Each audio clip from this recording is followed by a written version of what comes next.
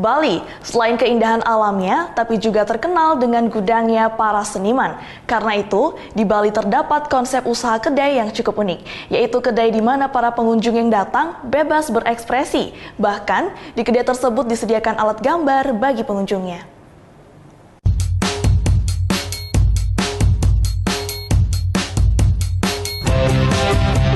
Mengisi sore hari di Pulau Bali, tempat satu ini jadi pilihan saya. Namanya Tuck and Trap di kawasan Kerobokan, Badung. Yang pertama menarik mata, desain unik, bangunan kedai dari peti kemas, ditambah warna yang menarik. Setelah memesan makan, sambil menunggu, saya berkeliling tempat ini. Di setiap sisi, ada lukisan dinding atau mural sebagai penghiasnya. Semuanya dikerjakan oleh 14 seniman di Pulau Dewata. Restoran dengan konsep bebas berekspresi. Inilah tema sang pemilik untuk tempat usahanya. Kontainer kan dipakai dari dulu juga untuk ngirim ya. Untuk ngirim barang kemana, dari mana kemana. Dari yang bikin ke yang membutuhkan. Dari yang bikin ke yang suka, yang ngapresiasiin kan. Makanya gue suka konsep kontainer ini. Yang gue cuman dalam konteks Tuck and Trap, yang gue coba kirim di sini itu seni. Seni ke orang-orang tertentu yang emang ngapresiasi ini.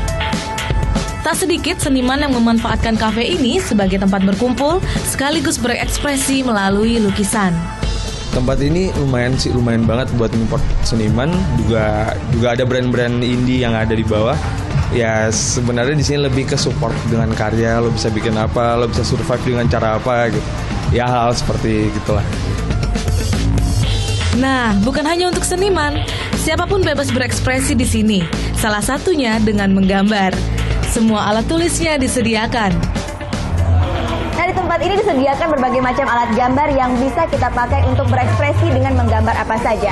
Setelahnya, hasilnya bisa kita kumpulkan dan nanti akan dipamerkan di tempat ini.